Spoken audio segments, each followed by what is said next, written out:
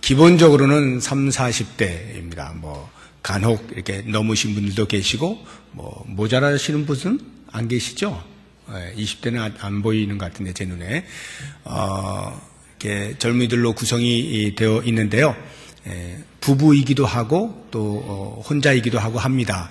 사실은 부부로 더 많이 모일 수 있는데, 안 되는 부부가 몇 있어요. 이제 아이가 어릴 때, 어린 아이를 가지고 있는 경우에는, 둘 중에 한 사람은 아이를 볼 수밖에 없어서 한 사람만 아마 쓴 것으로 제가 이렇게 보입니다.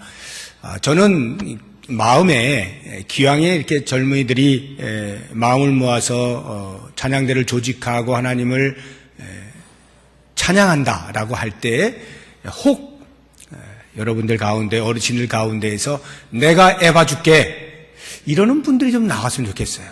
적어도 요 시간만큼은 내가 애봐 줄게. 너 찬양해라. 사실 이게 그렇게 불가능한 이야기는 아닙니다. 조금만 우리가 교회 전체를 바라보고 서로를 배려하고 마음을 나누면 얼마든지 할 수 있는 일입니다. 그래서 혹시라도 여러분 중에서 야 내가 애봐 줄게. 너 가서 찬송해. 이런 일이 생기면 부부로 더 많은 사람들이 젊은이들이 우렁찬 찬송을 하나님께 올려드릴 수 있지 않을까 이런 기대를 해보면서 이것이 비단 우리 젊은 성도들의 하나의 모임이 아니라 우리 온 교회가 앞으로 나아가는 추진력의 앞에 서는 그러한 자들로 사용될 수 있도록 여러분이 기도를 많이 해주시기를 부탁을 드립니다. 제가 잔뜩 부담을 줘놨기 때문에 이제 열심히 할 것이라 생각이 듭니다. 자, 이 시간에는 이제 여러분 받으신 종이 보시고요. 제 29과 7계명에 대해서 같이 공부하는 시간을 갖도록 하겠습니다. 3개의 질문이 있죠? 제가 질문하면 여러분들이 답을 하겠습니다. 제 7계명이 무엇인가? 제 7계명이 요구하는 것은 무엇인가?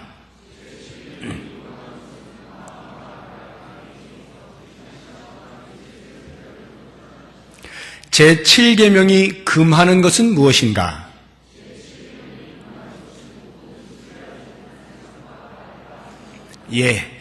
제 7계명 간음하지 말라 다 아시죠? 이 7계명에서 요청되어지는 것과 금지하는 것 다 같습니다. 마음과 말과 행위, 생각과 말과 행위를 조심해라. 잘 지켜서 나 자신과 이웃의 순결을 보존하도록 해라. 이것이 제7계명에 담겨 있는 교훈인 것입니다. 자, 그러면 이제 하나씩 보도록 하겠습니다.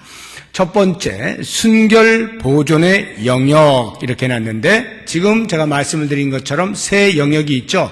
마음과 말과 행위. 이 세 영역에서 우리는 순결을 지킬 수 있어야 한다라고 하는 것입니다. 마음이 가장 본질적인 것입니다. 그리고 하나씩 하나씩 점점 더 외형적으로 나타나고 있습니다. 마음, 말, 행위. 그래서 저는 거꾸로 행위에서부터 하나씩 살펴보도록 하겠습니다. 먼저 행위를 보도록 하겠습니다.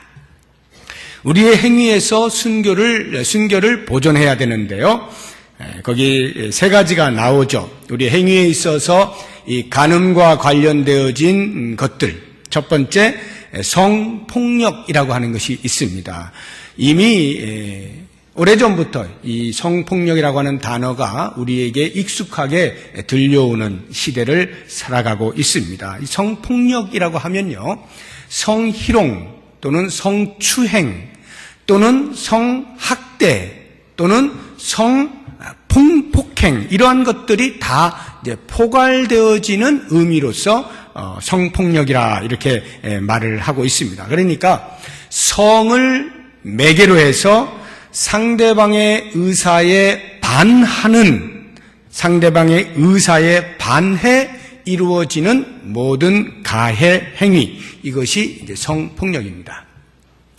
사실 성경에는 이와 같은 것이 없지는 않습니다. 몇 군데 나오긴 합니다만 오늘날과 같이 이렇게 빈번하게 사회 전체에 이야기되어지지는 않았습니다. 몇 가지 있기는 합니다만 그러면 제가 이 성폭력이라고 하는 것을 일부러 집어넣었는데요.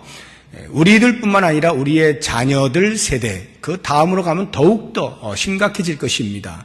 이런 부분에 있어서 어떻게 순결을 지킬 것이냐라고 하는 것, 그것은 피해자의 입장인 것뿐만 아니라 가해자의 입장에서도 마찬가지입니다.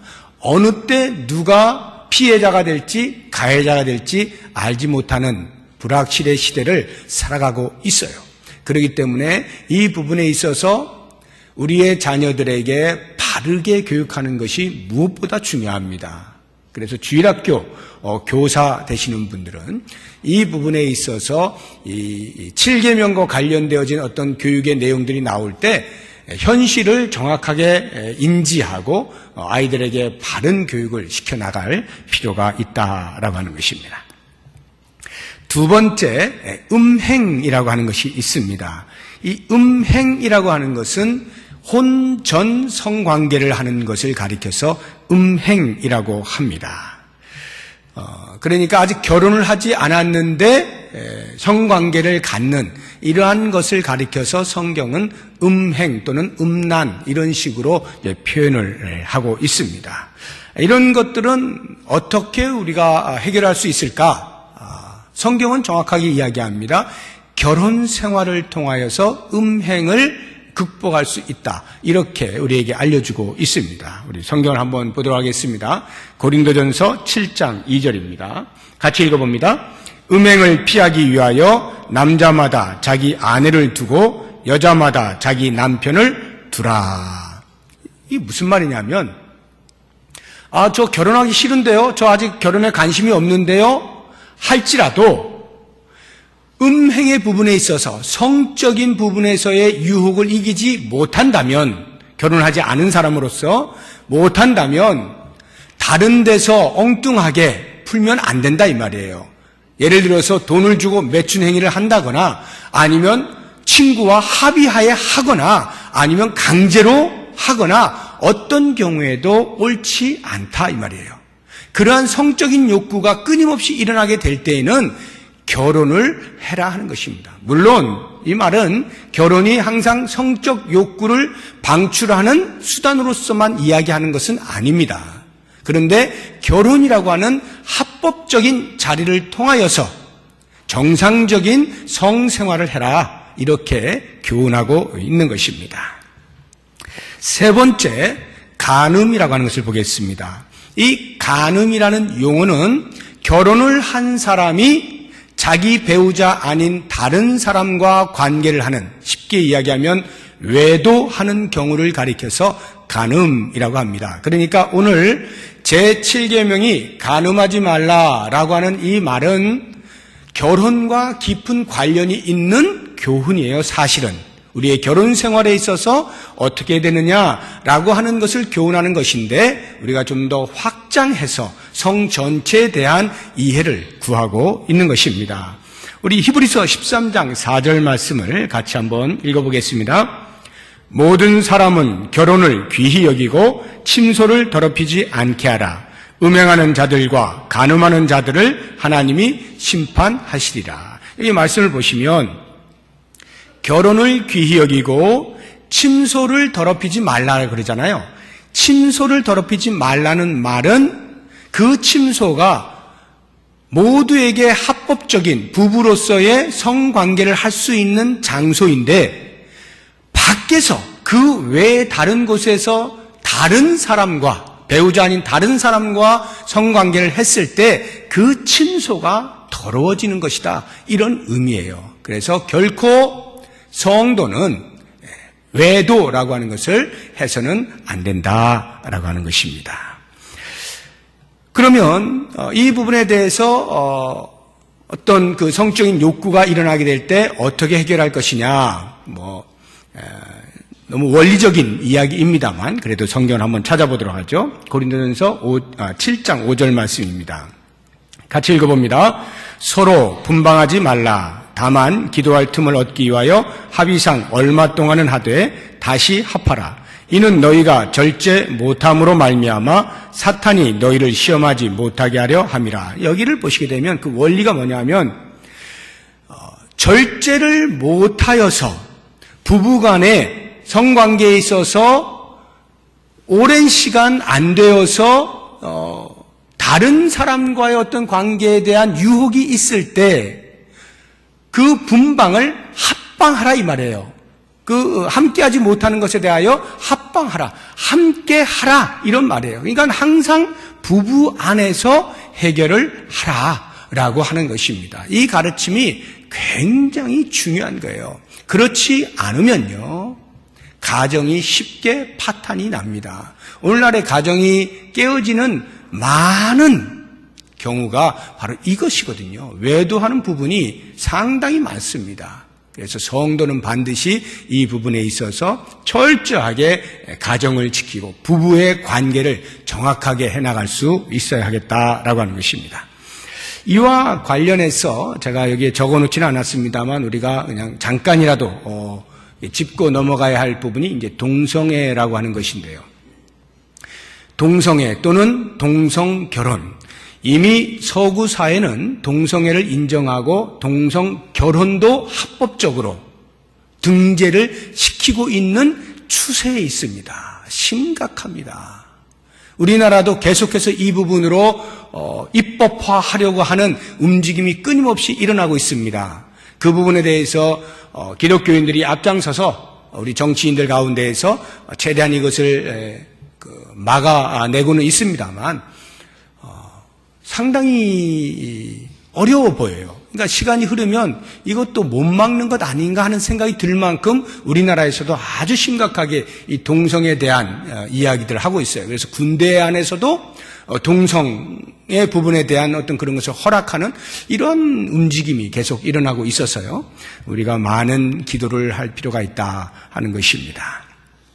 자, 두 번째, 말의 영역을 보도록 하겠습니다. 우리의 언어의 영역인데요. 말이라고 하는 것, 먼저 이 말이 어느 정도로 힘이 있는 것이냐라고 하는 것에 대한 성경의 말씀을 한번 보도록 하겠습니다. 말의 위력이 어떠한가? 야고보서 3장 8절 말씀입니다. 같이 읽어봅니다.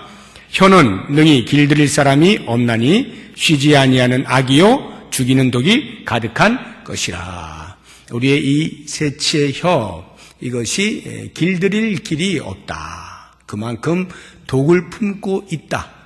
이 말이 얼마나 위력이 있는가라고 하는 것을 단 한 절로 우리에게 이제 알려주고 있습니다. 그래서 그 말의 위력 가운데 이제 이 7계명과 관련되어진 희롱의 말을 한번 보도록 하겠습니다. 두 번째, 희롱의 말. 희롱이라고 하는 것은 어떤 외설적인 농담 또는 독설, 이런 것을 가리켜서 희롱이라고 말합니다. 희롱의 말이라고 합니다. 에베소서 5장 4절 말씀을 같이 한번 보겠습니다. 시작. 누추함과 어리석은 말이나 희롱의 말이 마땅치 아니하니 오히려 감사하는 말을 하라. 여기 희롱의 말이 마땅치 않다 할 때 이 희롱의 말, 이게 소위 우리가 이야기하는 음담패설을 말하는 것입니다. 이런 음담패설, 가끔씩 그러한 것을 한두 번 이렇게 통해서 웃을 수가 있습니다. 웃곤 합니다, 우리도.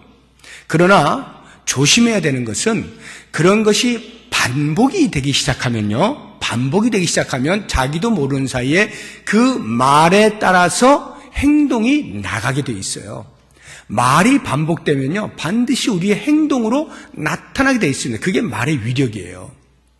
그래서 이런 말을 조심해야 된다라고 하는 것입니다. 세 번째, 말의 절제를 우리가 보겠는데요. 에베소 4장 29절 말씀 같이 읽어봅니다. 무릇 더러운 말은 너희 입 밖에도 내지 말고, 거기까지만 읽어보겠습니다. 무릇 더러운 말은 너희 입 밖에도 내지 말아라. 아예 그런 말은 하지 않기로 작정을 해라, 이런 말이에요. 하다 보면 입에 익숙하게 되어지고, 입에 익숙하게 되어지면 그것이 나도 모르는 사이에 행동으로 나올 수가 있다, 이 말입니다. 그래서 이제 우리가 네 번째로 이 말, 희롱의 말, 이런 말들을 다스릴 수 있는 방편이 뭐가 있을까? 그것을 억제하고 절제할 수 있는 또 다른 말들은 무엇이 있을까? 우리 방금 읽은 말씀들을 통하여 다시 한번 답을 얻어보도록 하겠습니다. 우리 이전에 에베소 5장 4절 말씀 다시 한번 보여주시기 바랍니다. 에베소 5장 4절 같이 읽어봅니다.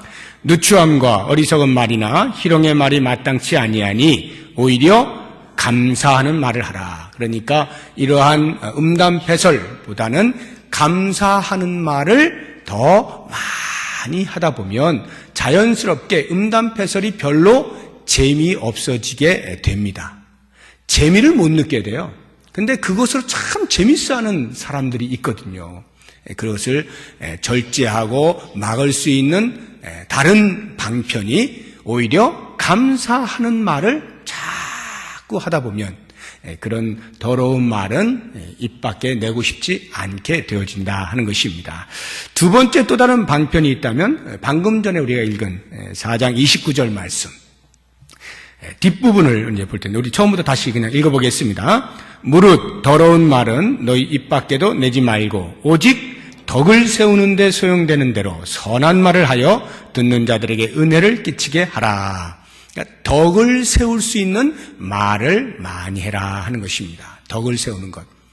다른 사람에게 내가 말을 하여서 그 말을 듣는 사람에게 덕이 될 수 있는 말들. 선한 말. 그 사람이 들어서 참 마음에 유익이 될 수 있는 이런 말들을 자꾸 하라는 거예요. 하다 보면요, 잘 됩니다. 잘 되면요, 마음이 또 그렇게 돼요. 다른 사람에 대하여 덕을 세우는 말을 자꾸 해보십시오. 그러면 그것이 자기에게도 유익이 되고 듣는 이에게도 반드시 유익이 됩니다. 잊지 마시고 음담배설 이런 것들보다는 다른 사람이 들어서 유익이 될 만한 그런 말들을 골라서 생각하면서 자꾸 해버릇 하시면 그것이 우리 행동으로 나올 수가 있을 것입니다. 자, 세 번째 마음을 보겠습니다. 이 마음의 영역, 제일 중요한 영역이에요. 왜 마음이 중요한가? 모든 언행, 우리의 말하는 것과 행동하는 것에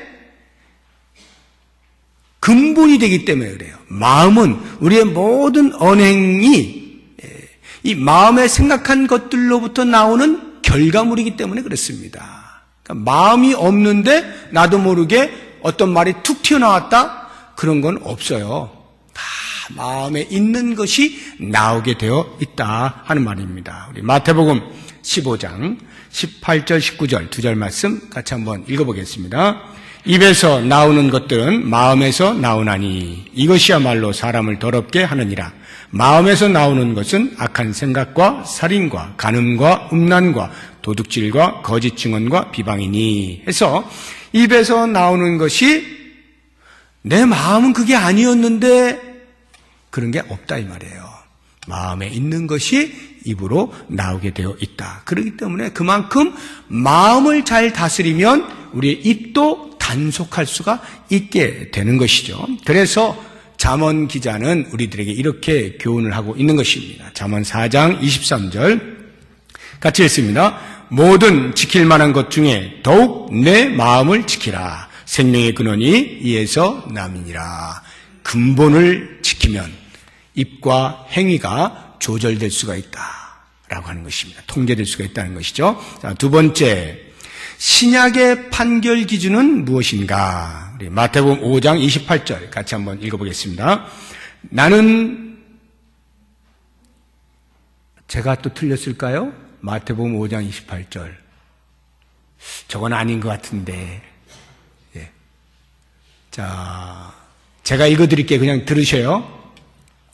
나는 너희에게 이르노니 음욕을 품고 여자를 보는 자마다 마음에 이미 간음하였느니라. 음욕을 품고 여자를 보는 자마다 마음에 이미 간음했다.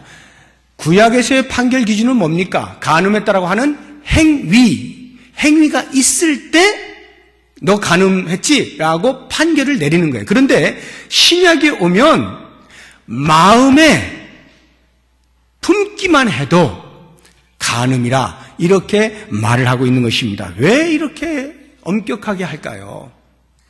우리의 겉은 나름 포장할 수가 있기 때문에 그래요.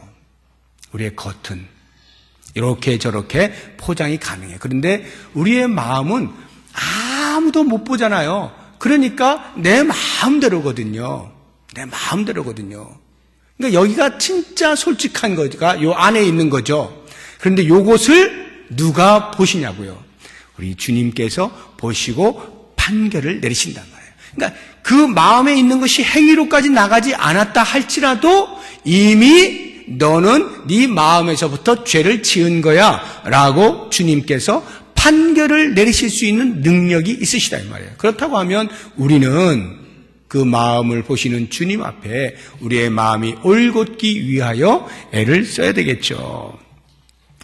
자, 이러한 우리의 행위와 말과 마음이라고 하는 영역들 속에서 우리가 간음하지 말라고 하는 이 7계명의 순결을 보존하는 이런 영역들을 우리가 살펴보았습니다. 성도로서 과연 우리의 마음을 다스릴 수 있는 방편들이 어떤 것들이 있을까를 살펴보면서 도움을 얻기를 원합니다. 5가지가 있는데요. 빠른 속도로 보겠습니다. 첫 번째, 신전의식입니다. 신전의식. 내 마음을 들여다보시는 하나님이 계시다. 나는 그 앞에 있다. 이것이 신전의식입니다. 코람 데오죠. 요셉이 이와 같은 태도를 가져서 위험으로부터 이길 수가 있었죠. 창세기 39장 9절 말씀 같이 보겠습니다. 이 집에는 나보다 큰 이가 없으며 주인이 아무것도 내게 금하지 아니하였어도 금한 것은 당신뿐이니 당신은 그의 아내임이라. 그런즉 내가 어찌 이 큰 악을 행하여 하나님께 죄를 지으리까. 지금 그 자리에 하나님 안 계시잖아요. 보디발의 아내와 요셉 둘밖에 없잖아요. 그런데 요셉은 신전의식이 있었어요. 그래서 그 보디발의 아내와 음행을 하게 될 때에 그것은 하나님께 죄를 짓는 것이 된다라고 하는 의식이 있었던 거예요. 그것이 그 유혹을 뿌리칠 수 있는 힘이 된 거죠. 신전의식.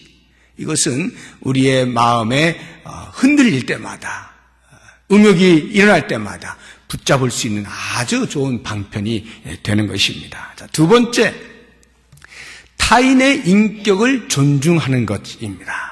타인의 인격을 존중. 무슨 말이냐면 내가 하나님의 형상으로 지음받은 것처럼 저 사람도 하나님의 형상으로 지음을 받았다라고 하는 이 인식. 내 욕망의 충족을 위해서 존재하는 수동적이거나 열등적인 대상이 아니라는 것. 이것을 기억할 필요가 있어요. 내 욕망의 충족을 위하여 존재하는 수동적이거나 열등적인 존재가 아니다. 그런 대상이 아니다. 저 사람이. 그런 인식을 하게 될 때 우리는 어떤 음욕들에 대하여서 이겨낼 수 있는 힘이 일어날 수가 있겠죠. 세 번째, 신앙의 기초를 확립하는 겁니다. 신앙의 기초가 뭘까요? 우리 기독교 신앙의 기초가 되어지는 두 요소가 있다면 뭘까요? 하나님의 말씀과 기도, 성경과 기도 아니겠습니까? 디모데전서 4장 5절 말씀 같이 읽어봅니다.